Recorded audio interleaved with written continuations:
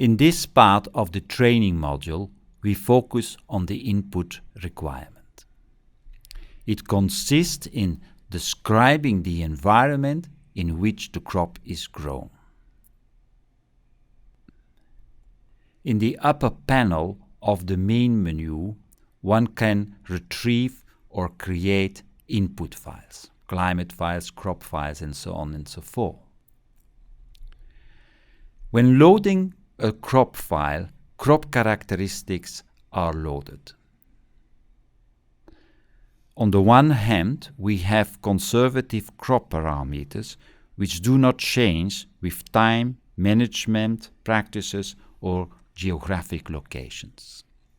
For example, the thresholds for water stress, for leaf expansion, for stomatal closure, for senescence are conservative crop parameters.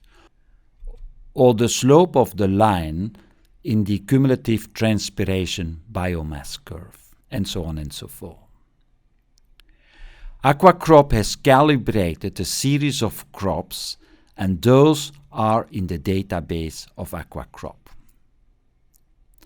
So when loading a particular crop, you need still to tune the crop to your local conditions, because the variety or the sowing density might be different. Here we see the canopy development for the non-limiting conditions.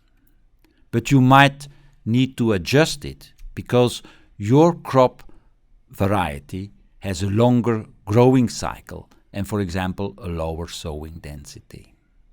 So after tuning the crop, we save it and we can run then the crop for the environmental conditions. Let's now focus on the description of the environment. It consists of weather data, which is in a climate file. ET node, reference evapotranspiration, which is the evapotranspiration from a grass reference surface under standard conditions. It can be calculated with an ET node calculator from meteorological data, which is now integrated in AquaCrop. Next to ET node, we also need air temperature, the minimum and the maximum daily air temperature, and rainfall. Those can be obtained from agroclimatological stations. Finally, also the annual CO2 concentration is required. Especially for future climates, it will affect crop transpiration and biomass production. Several CO2 files are available in the database of AquaCrop.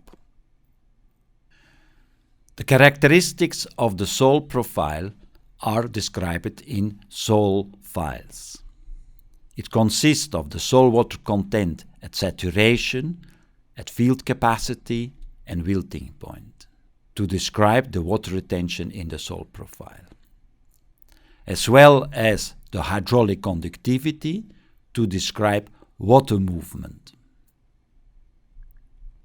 When a groundwater table is present, the user has to describe its depth and the water quality.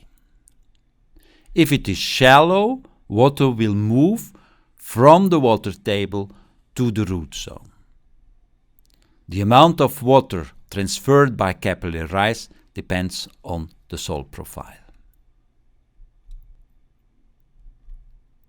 In field management, the user can specify field services practices which affects the soil water balance, like soil bunds or like mulches, which prevent soil evaporation, or the level of soil fertility, which will affect the canopy development. In irrigation, one specifies if it is rain-fed agriculture or irrigated agriculture. In the case of irrigated agriculture, the irrigation method is specified. Sprinkler irrigation, furrow irrigation, drip irrigation. One can also assess an irrigation schedule. Then the user has to specify when the water was applied and how much. Finally, AquaCrop can also generate irrigation schedules with the help of a time and a depth criteria.